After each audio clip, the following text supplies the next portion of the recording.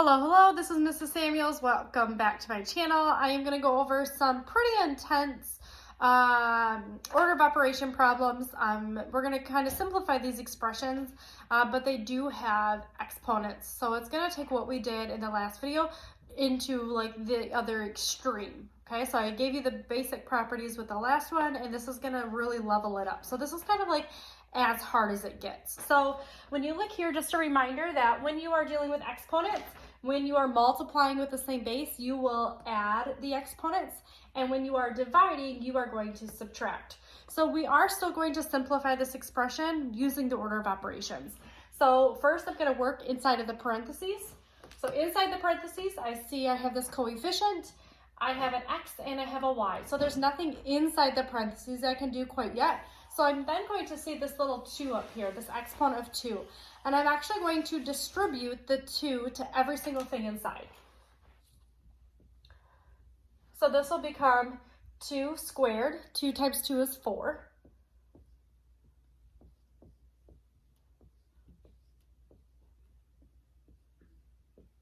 Okay, so I've just distributed the 2 to everything on inside. I'm going to just keep going though. This is not enough time for you to write this down, so please pause the video and rewrite everything down that you need to. Rewatch it as many times as you need to. Please feel free to do that. Here is my son Eli. He would like to say hi. Hi. Hi. How's it going? Good. Good. What grade are you in? Third. Third grade, man. Looking good. All right. Thanks, man. All right. So I'm going to rewrite everything else that I did not use, and that's just good practice when you're solving an expression.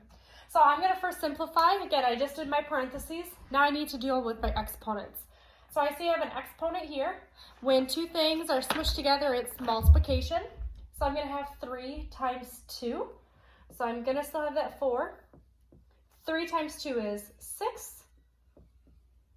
And I'm going to rewrite everything else that I did not use.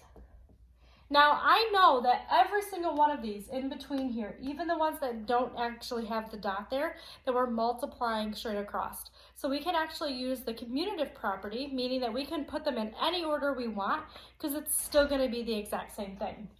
So I'm going to take 4 times 3 because these are both numbers. I can put those together. 4 times 3 is 12. And I'm going to put my x's together and my y's. And I'm going to just kind of put those together so we can see them a little bit better. Okay, so I still have my 12. Now, because these have the same base and I'm multiplying, I will add the exponent. So 6 times 2 is 8. And that is my dog barking right now in the middle of the video.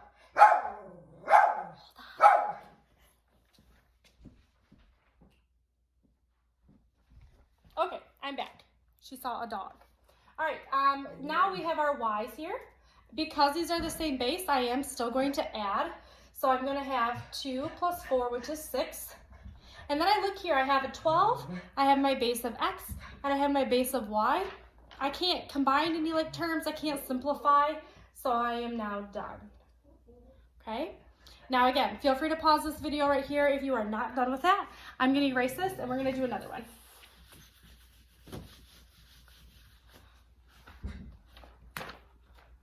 Alrighty, so we have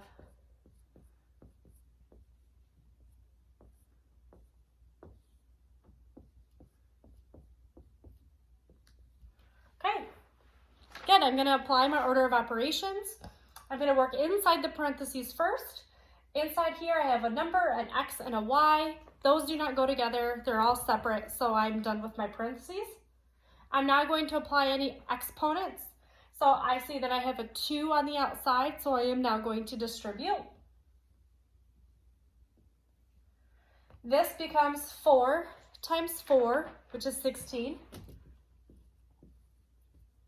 This is x squared, and this is 3 times 2, because remember, when two things are smushed together, it's multiplication. So 3 times 2 is going to give me my 6.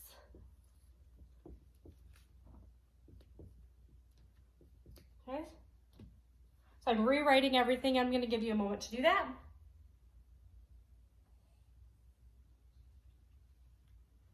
So now I can then work with what goes together. So I see my numbers here.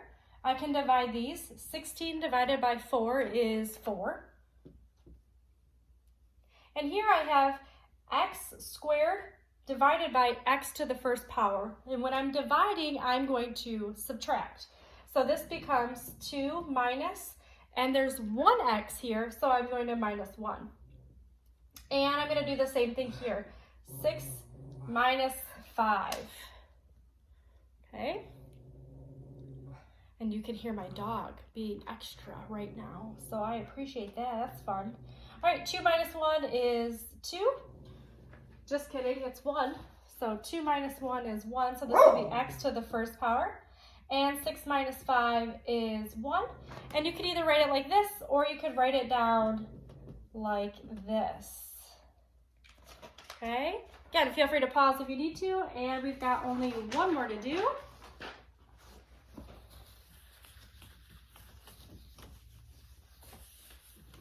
Alrighty. And again, these are intense, okay? This is as hard as it gets.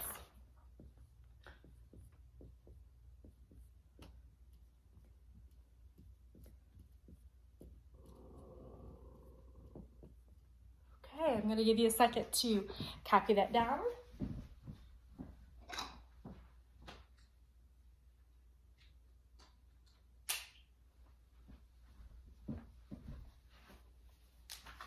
So right away when I look at this, I know that there is a rule that states that if you have a negative exponent, you can put it on the bottom. I'm going to hold off on that for a little bit, and I'm actually going to see that these are all multiplying, so I'm going to combine like terms first. So I have my 7 times my 4. 7 times 4 is 28. And now I'm going to put my x's together. Okay, I'm going to put my x's together. So x minus 1 times x minus 3. X to the negative third power, I should be saying. And I have y to the negative fourth power times y to the negative second power. So I still have my 28. There's no other numbers, so I'm still going to have 28. And because I am multiplying with the same base, I will add the exponents. So this becomes negative 1 plus a negative 3. Okay? And the same thing here for my y's. I'm multiplying, so I'm going to add the exponents. So y, negative 4 plus negative 2. Negative 1 plus negative 3 is negative 4.